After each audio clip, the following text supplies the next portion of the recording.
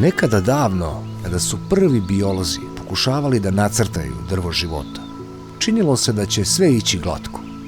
Jedna vrsta vodi ka drugoj, sporim, postepenim promenama i na kraju čovek. Ali kako je nauka napredovala, dogodilo se nešto neočekivano. Što smo više učili o čoveku, to se manje slagalo sa teorijom da smo samo normalan proizvod evolucije. Jer šta god otvoriš, mozak, kosti, DNK, kožu, ponašanje, razvoj dece, svuda iskaču anomalije.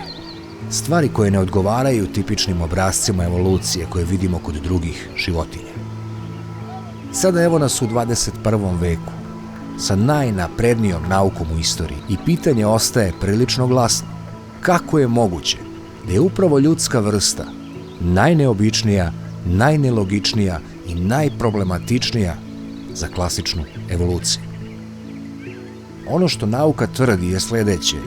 Čovek je nastao kao rezultat dugog postepenog procesa, mutacije, selekcija, napredak. Ali čak i najveći evolucioni biolozi priznaju, postoje delići našeg razvoja koji nikako ne mogu da se uklope u taj model. A to su nagli rast mozga, gubitak dlake, ljudska karlica, rađanje prerane dece, skok inteligencije, struktura govornog aparata i jedinstveni geni kojih nema nigde u prirodi. Sve to izgleda kao neko skretanje sa očekivanog puta. Ja sam skeptičan prema ideji da je čovek nastao isključivo slučajnim spajanjem molekula i spontanom hemijom. Laboratorijski, posle 70 godina pokušaja, niko nikada nije uspeo da zalepi aminokiseline u živi sistem koji se sam replicira. Dakle, moja skepsa nije filozofska, ona je eksperimentalna. I zato kao neko ko stalno traga za odgovorima, moram da postavim pitanje. Ako život ne nastaje lako i ako ljudska vrsta nije obična, šta se onda zaista dogodilo? Dobrodošli u epizodu o hominoidnim genetskim anomalijama, o stvarima koje nas čine najčudnijom vrstom na planeti. Pa hajde da počnemo.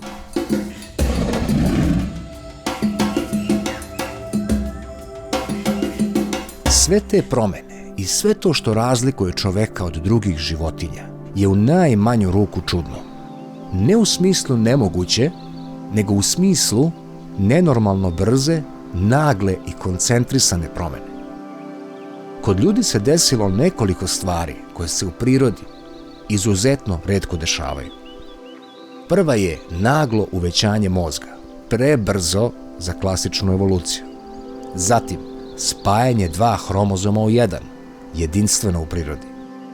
Gubitak dlake, kod vrste kojoj je dlaka potrebna. Najkomplikovaniji govor, nastao praktično preko noći, pa rađanje prerane i fizički bespomoćne mladunčadi. Zatim eksplozija inteligencije, apstrakcije, umetnosti i geni koji se pojavljuju nijotkuda. Ovakav paket anomalija nije tipičan evolutivni scenarij. Ovo čak ni nauka ne krije, oni to zovu ljudski paradoks. I o tome postoje ozbiljne rasprave u naučnim krugovima.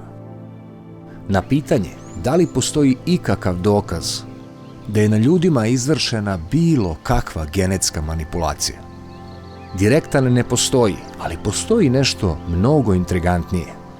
Postoje tragovi u ljudskom genomu koji liče na namernu intervenciju. Konkretno, hromozom 2, to je spojeni hromozom, izgleda bukvalno kao namerno spojen od dva različita hromozoma sa telomerama na sredini, što je fascinantno jer ne postoji analogija u prirodi. Objasnit ćemo kasnije malo podrobnije šta su telomeri i zašto je ovo specifično. Zatim, nekoliko gena postoji samo kod ljudi i nigde drugde. To je neobično, pogotovo geni SRGAP2C i ARHGAP11B koji naglo povećavaju neuronsku konekciju. Sve ćemo ovo podrobnije objasniti. Zatim, ghost population. Ne znam da li ste znali, ali u nama, u našoj DNK, postoji jedna vrsta koja nije identifikovana, za koju nikada nismo pronašli fosilni ostatak, nemamo kost, nemamo DNK, ali znamo da je u nama. I ono što je isto veoma interesantno, to je abnormalno veliki skok inteligencije bez ikakvih prelaznih faza. Evolucija, sami znate, ne voli skokove. Ovo sve ne dokazuje manipulaciju, ali daje prostor za pitanje. Da li je moguće da je neka napredna civilizacija ili vrsta izvela intervenciju? Teoretski jeste, biološki takođe. Evolucijski nije isključeno, međutim eksperimentalno je to još daleko od dokazivog. Kada bi sutra, primjera radi, neka napredna civilizacija, da li ona dolazila iz kosmosa ili preko Antarktičkog zida, nevažno je, mogla bi da promeni primitivnu vrstu. Znamo šta bi mogli da urade, jer to isto radimo i mi sa današnjom tehnologijom. Čuli ste verovatno CRISPR u vreme COVID-a je bilo veoma interesantno. Genetska editovanja, fuzione ćelije, nadogradnja inteligencije i ubrzavanje neurološkog razvoja. Mi danas možemo da manipulišemo genom miša, majmuna i biljaka, tako da razvoj promenimo u roku od 1 generacije. Zamislite samo šta bi radila civilizacija koja ima 10.000 godina prednosti. Tako da u principu moguće je, međutim dokaza nema. Ali rupa u znanju postoji i tu rupu još uvek niko nije uspeo da zatvori.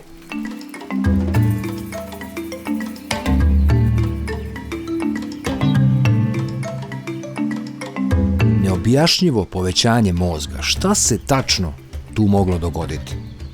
Da bismo razumeli ovu anomaliju, moramo prvo znati pravilo. U evoluciji se mozak kod sisara povećava sporo. Postoje modeli koji predviđaju rast mozga na osnovu veličine tela, trajanja detinjstva, metabolizma, reproduktivne strategije i društvene strukture. Kod svih primata, od lemura do gorila, rast mozga je potpuno predvidiv. On se događa blago, polagano i uredno.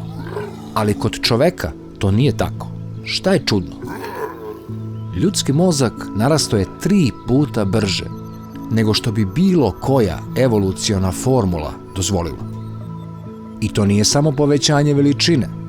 To je povećanje neuronske gustine, dužine dendrita, broja sinapsi, broja kolaterala, same debljine kore velikog mozga, pa zatim prefrontalnog korteksa, centra planiranja, svesti i moralnih odluka.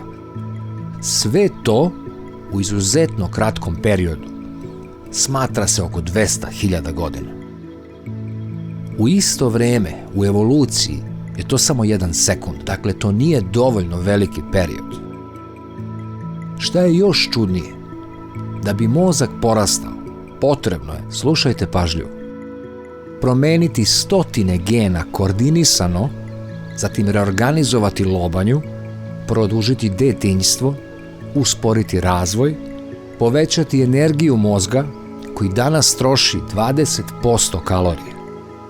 Zatim izmeniti karlicu i porođaj, promeniti hormonske mehanizme, izmeniti sinhronizaciju neurona i aktivirati nove gene za sinaptičku plastičnost.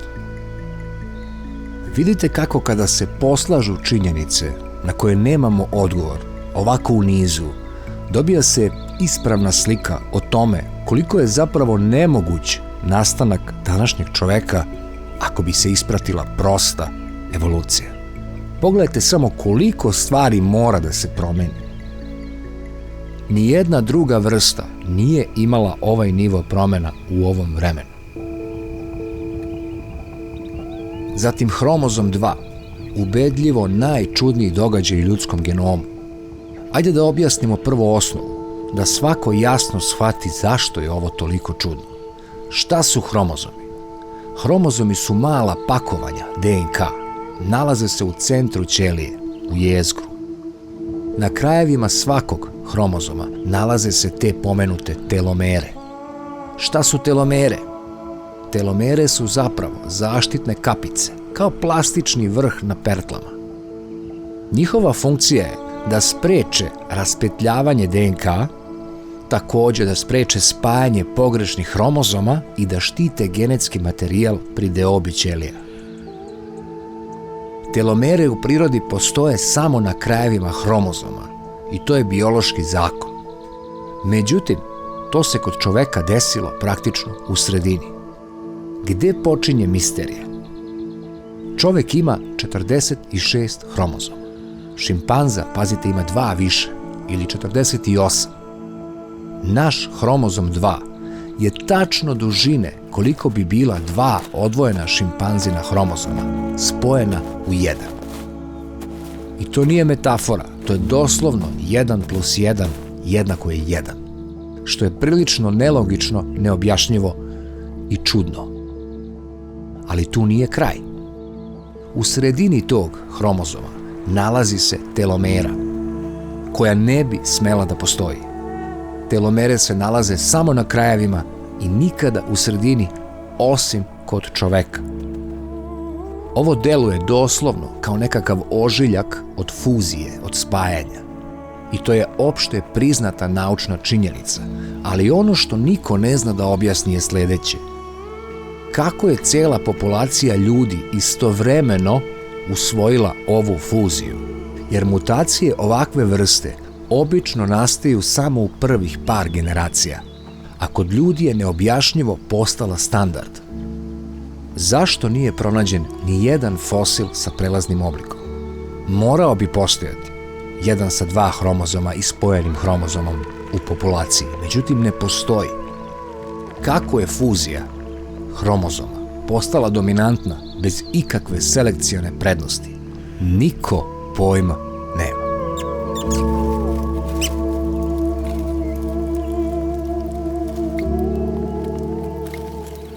A kada čujete sledeću činjenicu, bukvalno ćete ostati bez reči.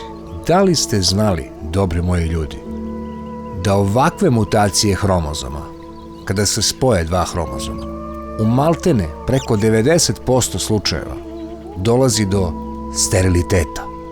A sterilitet jednako je prestanak mutiranog gena ili mutirane loze ili tog čoveka koji je bio mutacija. Ponovo pojavljuje se još jedno čudo, iako nije dovoljno svih onih 10 nabrojanih do sada. Sigurno se sećate kada smo bili mali, dok smo na svet gledali iskrenim očima. Postavljali smo pitanja poput: zašto samo čovek mora da se oblači? Zašto samo čoveku trebaju odeća i stvari? Ubrzo nakon to nam je objašnjeno kroz priču o tome da su ljudi počeli da žive u pećini, pronašli su vatru, bilo im je toplije, pa je logično dlaka otpala. Međutim, da li je to kada se prevede u naučni jezik dokazivo? Ili je to samo naše usvojeno mišljenje? Ako pogledamo prirodu hladne glave, kod sisara postoji jedno jednostavno pravilo. Što si veći, izloženiji i sporiji, to imaš više dlake i krzna. Jer dlaka ima svoju duboku ulogu, štiti od hladnoće, UV zračenja, povreda i ogrebotina, parazita i gubitka tečnosti. Lav, vuk, medved, gorila i bizon svi imaju ozbiljnu zaštitu. A onda čovek, najizloženija, najosetljivija vrsta koja se uspravila na 2 noge, razotkrila stomak, grudi, vrat i lice, skida gotovo svo krzno. To zvuči vrlo nelogično, zar ne? Šta nauka kaže? Koje su glavne teorije? Postoji nekoliko pokušaja objašnjenja, ali nijedan nije uspeo da objasni u potpunosti ovaj fenomen. Prvo je teorija hlađenja, kaže trkač po savani. Ljudi su izgubili dlaku da bi se bolje hladili trčanjem na daljinu, jer znojne žlezde plus malo dlake jednako je efikasno hlađenje. Pod 2, teorija parazita. Manje dlake, manje mesta za buve, krpelje i ujede, pogotovo u velikim grupama. Pod 3, seksualna selekcija. Navodno su partneri birali glatkiju kožu, pa se to prenelo kroz generacije. Teorija 4 je vodena teorija, koja kaže da su naši preci dugo provodili vreme u vodi, pa je dlaka smetala kao kod delfina ili moržava. Sve ovo lepo zvuči na prvu, ali kada se stavi pod lupu, ima ogromnih rupa. Zašto druge vrste trkača nisu izgubile krzno u savani? Ni konj, ni vuk, ni antilopa. Sve su životinje koje jure desetine kilometara i dalje imaju krzno. Ako je gubitak dlake čisto bolje hlađenje, zašto se isti obrazac nije pojavio i kod drugih? Zatim znamo i činjenicu da se krave uzgajaju već jako dugo, borave u relativno toplim štalama i dalje imaju istu dlaku.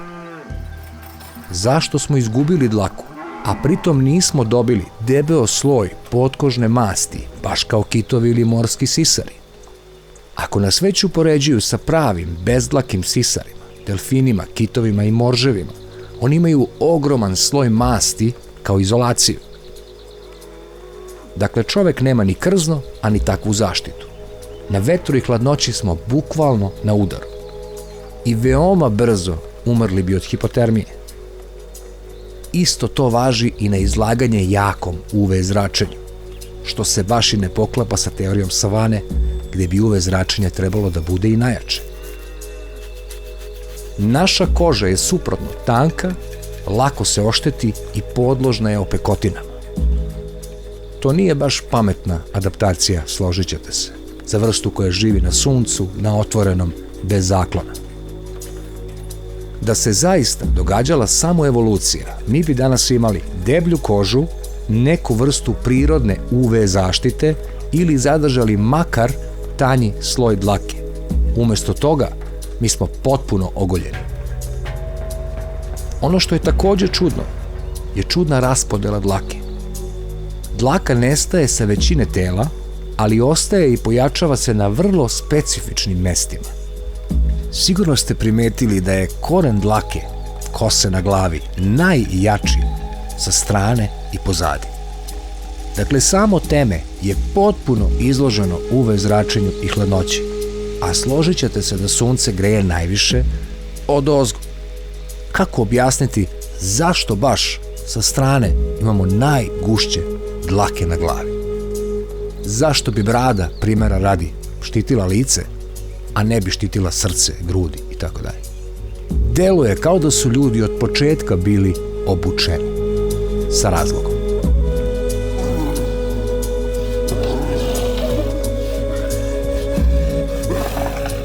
I ovo je isto veoma interesantno. Znojne žlezde. Mi se znojimo nenormalno. Ljudi imaju ogromnu gustinu znojnih žlezda po telu. Više od svih sisara. To znači, gubimo vodu mnogo brže, samim tim zavisimo od ozbiljnog izvora vode, koja često presušuje, rizikujemo dehidrataciju i sve to da bi dobili ekstremno efikasno hlađenje tela. Opet isto pitanje. Zašto smo dobili sistem koji je fenomenalan u jednom uskom scenariju, duga trka po vrućini, a katastrofalan u svim drugim? Hladnoća, povrede, UV zračenje, suša. To baš i nije klasična sigurna strategija evolucije. Kada se sve ovo spoji, izgleda kao vanzemaljac na ovoj planeti. I ovo jeste razlog zašto mnogi biolozi kažu da je čovek ekološki neprirodno gol, anatomski rizično dizajniran, koji, pazite sada ovo, bez kulture i tehnologije bio bi u ozbiljnom problemu. U prevodu, kao da anatomija kaže, čovek nije završen projektom prirodnog okruženja, već kao da računa na to da će koristiti vatru, odeću, skloništa i oruđe. I ovo je već teorija koja otvara ozbiljna pitanja. Da li smo se mi prilagođavali prirodi ili je neko gurao našu anatomiju u pravcu koji podrazumeva kulturu i tehnologiju kao nužnost? A sada dolazimo do možda najveće misterije kod stvaranja čoveka, a on je govorni aparat, govor. Da bi čovek progovorio, morali smo da žrtvujemo mnogo vitalnih stvari. Grkljan se spustio. Kod svih sisara grkljan stoji visoko. Zato bebe mogu istovremeno da dišu, sisaju i gutaju. Kod ljudi grkljan se spušta. To omogućava artikulaciju glasova, ali pravi ogroman rizik. Čovek je jedina životinja koja se lako guši hranom, primjera radi, jer vazduh i hrana dele isti kanal. Postoje čak i evolucioni biolozi koji se slažu i kažu da ovaj rizik nema logičnu evolutivnu nagradu. To je najopasniji dizajn u prirodi. Nijedna druga životinja nije razvila ovu opasnu konstrukciju. Čovekov jezik ima veoma neobičan oblik, ekstremno je pokretljiv, može da zauzme mikropoložaje, ima milimetarsku kontrolu, pravi 50 plus fonema i posjeduje različite brzine. Upoređivanja radi, šimpanza može praviti neke zvukove, ali ne može ih artikulisati. Orangutan ima veoma razvijen i snažan jezik, ali neodgovarajuću vilicu. Neandertalac, primjera radi, ima blizak oblik, ali nije imao punu fleksibilnost. Dakle, čovek u veoma kratkom vremenu razvija ono što zovemo super instrument. A slušajte sada ovo. Mozak ima 2 centra, samo kod čoveka, koja ne postoje nigde drugde. Da bi govor funkcionisao, moramo imati Brokinov centar ili centar za proizvodnju govora, gramatika, ritam, red, reči itd. Tu je i Wernickeov centar, koji služi za razumevanje govora, značenja, semantika, koncepata itd. Ovo nije jedan gen, ovo je čitava mreža od više stotina miliona neurona povezanih u tačno definisanom rasporedu, sinhronizovanih u milisekundama, sposobnih da stvaraju 3 sloja, značajno, istovremeno i zanimljivo. Jedini smo primati kod kojih se ova 2 centra povezuju super brzom belom masom, poznatijom pod nazivom Fascilicus arcuatus. Kod drugih vrsta veze su mnogo slabije. Dakle, promjena anatomije, promjena mozga, promjena funkcije, promjena veza, promjena ponašanja, sve zajedno, bez ikakvih prelaznih faza.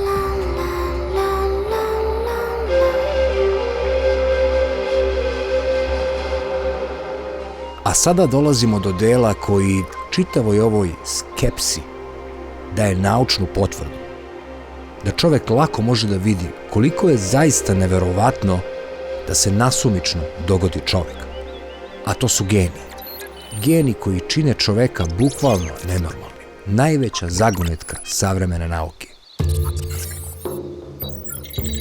Ako tražimo mesto gde se vidi da nešto ne štima, to nije ni lobanja, nije ni govor, to je DNK. U našoj genetici postoji nekoliko tačaka koje čak i najtvrdokorniji evolucionisti nazivaju čudnim, zanimljivim, veoma brzo evoluirajućim, specifično za ljude i bez ikakvog objašnjenja. Gen pod nazivom SRGAP2C, koji se kopira, ne bi trebalo da postoji, ali postoji. Ovo je jedan od najčudnijih gena ikada otkrivenih. Šta je SRGAP2? To je gen koji se nalazi kod primata i služi za regulaciju razvoja moždanih ćelija, konkretno brzinu rasta neurona, formiranju veza između neurona ili vam sinapse i migraciju moždanih ćelija tokom razvoja fetusa. Kod majmuna postoji jedna verzija ovog gena. Kod ljudi postoji 4 kopije. A najčudnija je baš ona koja nas čini nama. Ili vam SRGAP2C verzija koja postoji samo kod nas. Šta ona radi? Ovo je zaista teško objasniti bez onog wow efekta. Ona usporava sazrevanje neurona, povećava broj sinapsi, čini mozak da bude plastičniji ili vam sposobniji da uči, pravi duplo više veza između moždanih ćelija nego kod majmuna. I ovo ne znači veći mozak, nego samo pametniji mozak. I sada šok, sve je to nastalo neverovatno naglo, kroz proces koji ne bi trebalo da se dogodi spontano. Naučnici tvrde da je ovaj gen nastao jednim neobičnim duplikacionim događajem, koji se desio samo u ljudskoj lozi, deluje kao da je odsečen od originala i preuzeo je funkciju i guranje razvoja inteligencije. Najbolji citat objavljen u jednom naučnom časopisu 2012. godine glasi: ovaj gen bukvalno izgleda kao da je neko uzeo originalni gen, isekao ga na pola i spojio telomerom u jednu formu. Verovali ili ne, ovo su izjave vodećih autora koji zagovaraju evoluciju. Postavlja se pitanje kako objašnjavaju to neko, zar ne? I šta to uopšte znači? Sledeći gen koji je neverovatno čudan je ARHGAP11B. Gen koji je zadužen za eksploziju neurokorteksa. Ovo je jedan od najčudnijih otkrića u antropologiji uopšte. Šta je on? To je gen koji povećava broj matičnih ćelija u mozgu, produžava njihovo deljenje i kao rezultat povećava neokorteks ili vam deo mozga koji služi za inteligenciju. Šta je ovde najčudnije? Najčudnije je to što ovaj gen ne postoji ni kod jedne druge vrste. Postoji samo kod ljudi. Ali ni to nije sve. On je nastao od drugog gena koji se zove ARHGAP11A, ali sa jednom jedinom mutacijom koja je doslovno izmenila funkciju gena. Normalno je i očekivano da su mutacije male, postepene, 1 u milion. Međutim, ova mutacija je promenila način na koji se mitohondrije i ćelije ponašaju i sve to čini ljudski mozak eksplozivno većim. Prvi eksperiment koji je izvršen 2020. godine ubačen je ovaj gen ARHGAP11B u mozak miša. Šta je bio rezultat? Miš je bukvalno dobio ljudski tip moždanog režnja. Mozak mu je postao gušći, povećala se površina kore, pojavili se nabori kao kod ljudskog mozga, međutim, miš nije postao pametan, ali je mozak krenuo da raste kao ljudski. Dakle, jedan gen, ogromna je razlika. Ostaje pitanje zašto miš na osnovu tog gena nije postao pametniji. Ovo su sve potpisi prirode, koji su toliko nelogični da postaju fascinantno kreativni. Naravno, mi dan danas nemamo dokaz ni jedne prelazne forme vezano za ove gene.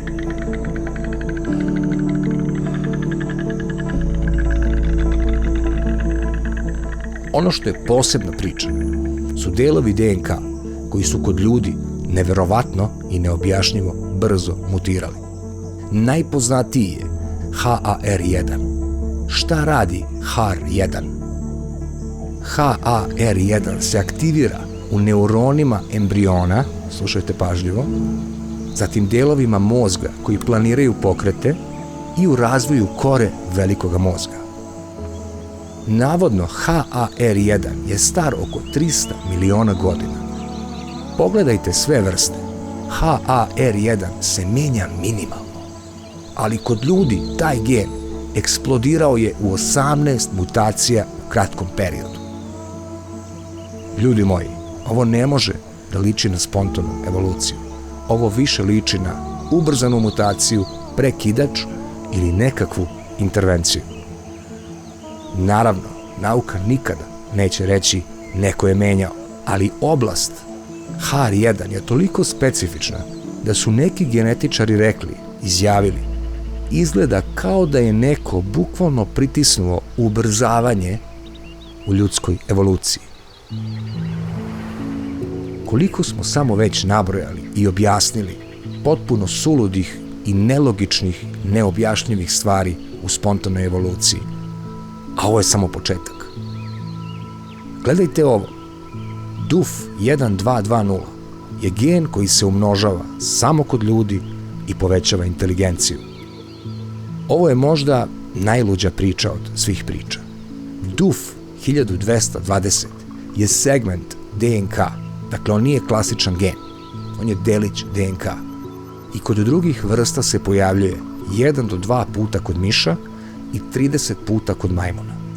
Kod ljudi postoji 300 i više ovakvih kopija.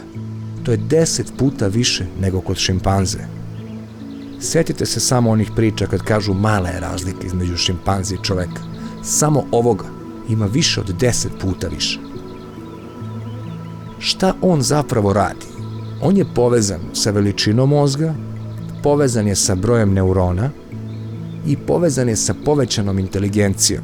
I ovo je dokazano u više studija.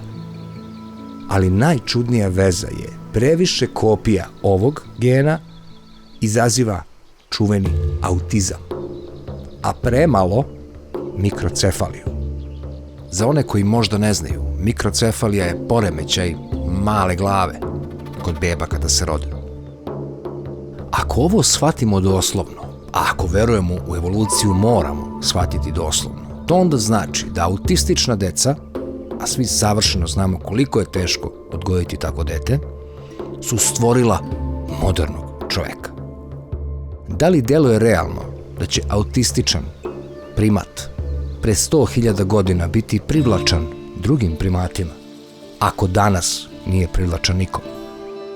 Ovo je takođe pitanje koje mnogi preskaču, a zapravo je veoma filozofski i razvojno bitno, zar ne? Na ovo dodajte i činjenicu koliko se promena i mutacija dogodilo, dakle koliko je autističnih primata trebalo da se dogodi i da sve bude u savršenom redu, genetski prenese sve to na svoju decu, shvatate koliko sve to mora da bude komplikovano da bi se dogodilo na takav način.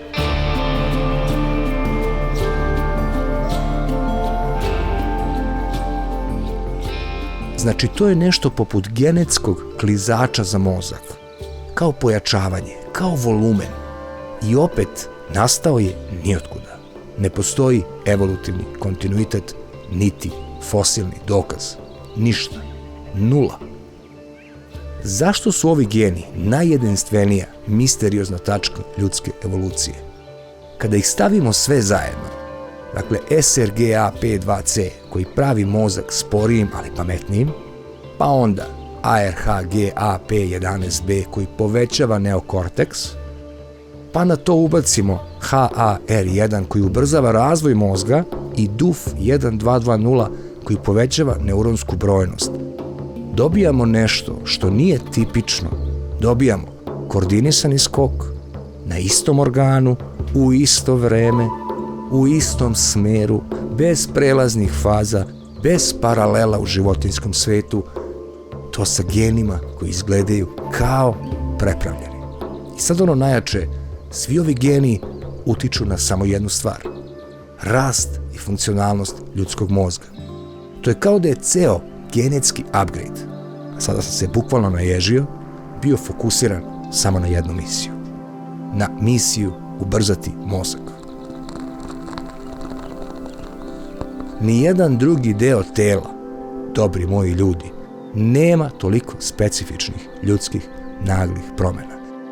Po meni je ovo najjači dokaz da je neko na nama izvršio intervenciju. Jer prosto je nemoguće da su sve čudne, neobjašnjive pojave, bez ikakvog dokaza, desile samo na mozgu.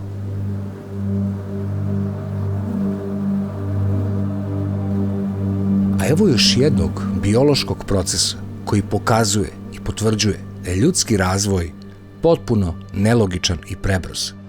To je porođaj. Ljudski porođaj je jedini u životinjskom svetu koji je opasan. Kod većine sisara mladunče se rađa brzo, glava lako prolazi, majka se sama porađa, rizik je minimalan. Kod ljudi dug, težak, ekstremno bolan, visok rizik za majku i bebu, prirodni porođaj može biti smrtonosan, maltene se ne možeš poroditi sam, potrebna ti je pomoć. Evolucija ne voli procese koji ugrožavaju život vrste, a porođaj kod ljudi je doslovno evolutivna katastrofa ili ogroman rizik. zašto bi slučajne mutacije napravile vrstu koja jedva može da se razmnožava? Ukoliko odgovor ne leži u činjenici da je pamet, inteligencija i mozak zapravo virus koji nikada nije trebao biti rođen, iako se nama čini potpuno drugačije od toga. Sledeća stavka je ljudska karlica, koja je preuska za našu glavu. Ovo je takođe jedan od većih paradoksa biologije. Ljudska karlica je ostala uska kao kod manjih primata, ali je glava narasla kao kod giganata. Rezultat toga je beba jedva prolazi, rotira se u 3 faze, mora da okreće glavu, karlica mora da se otvori hormonski, mišići pucaju, ligamenti se rastežu do granice. Na sve to beba ne može da bude sama, jer njen vrat i kosti lobanje nisu razvijene. Zamislite životinju koja ne sme da bude sama, inače će da iskrivi vrat. Ono što je takođe zanimljivo je to da se čovek rađa, iako traje 9 meseci, pre vremena, jer ako bi beba ostala još koji mesec u materici, ne bi više mogla da prođe kroz karlicu. Zato se rađamo sa mekanim kostima lobanje, sa nespojenim šavovima fontanele, sa nezrelim mozgom, nesposobni da stojimo, slepi, zavisni 100% od odraslih. Čak i šimpanza, odmah nakon rođenja, može da se drži za majku i da puže. Ljudska beba je biološki invalid. Stručnjaci to zovu sekundarna bespomoćnost. Zvuči meko, a u stvarnosti mi se rađamo kao fetusi koji još nisu gotovi.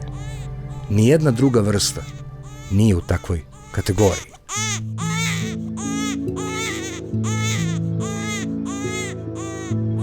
Sve je ovo prouzrokovalo današnju akušersku dilemu. Dakle, nauka ne zna kako da objasni ovo. Odgovor na sve ovo je mlak.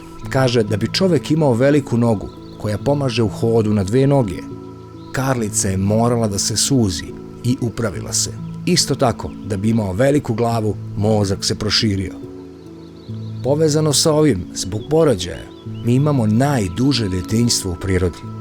Pas je samostalan već nakon par meseci, konj za par sati, šimpanza za godinu dana, kornjača maltene odmah, a čovek za 12 do 15 godina.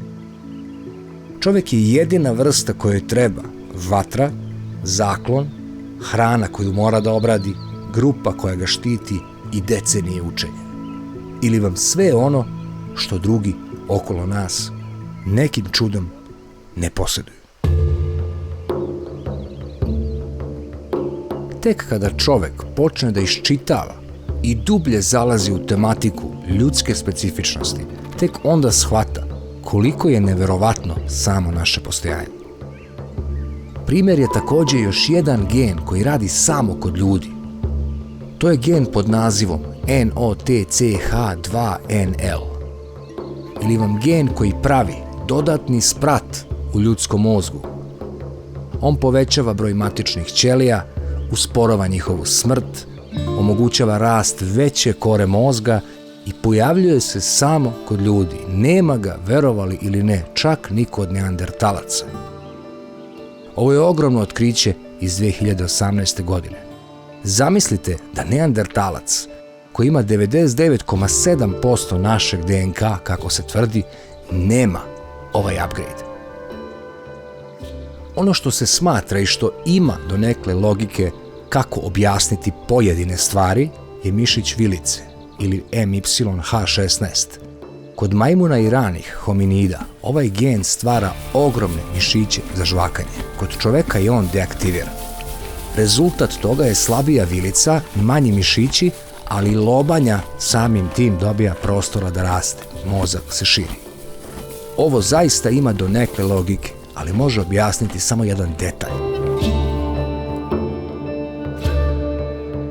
Na kraju ono što je najčudnije, ako zaista postoji još čudnije od svega ovoga, to je ghost DNA, čuli ste verovatno. Nepoznata vrsta u nama. Ovo je jedna od najluđih misterija genetike ikada. Mi znamo za neandertalce, denisovce, homo erectuse i homo heidelbergensisa, ali u ljudskom genomu postoji oko 1 ili 2%, slušajte ovo, DNK, koji ne potiče ni od jedne poznate vrste. Jednostavno nikada nismo našli njihove kosti, nikada fosile, niti artefakte, niti bilo kakav DNK koji bi potvrdio poreklo ovog čudnog fenomena. Ovo nije mala stvar. Zamislite da u Windowsu nađete fajlove nekog starog sistema koji nikada niste instalirali, koji ne znate čak ni da pročitate. Kako su ušli u naš genom? Ko je bila ta treća vrsta? Zašto je nestala bez traga? I zašto se pojavljuje baš u genetskim regionima koji utiču na imunitet, razvoj mozga i metabolizam? Ko je bio taj treći hominid koji je ostavio trag u nama? Anunnaki? Taj genetski boost ili update smatra se da potiče od pre 70.000 godina.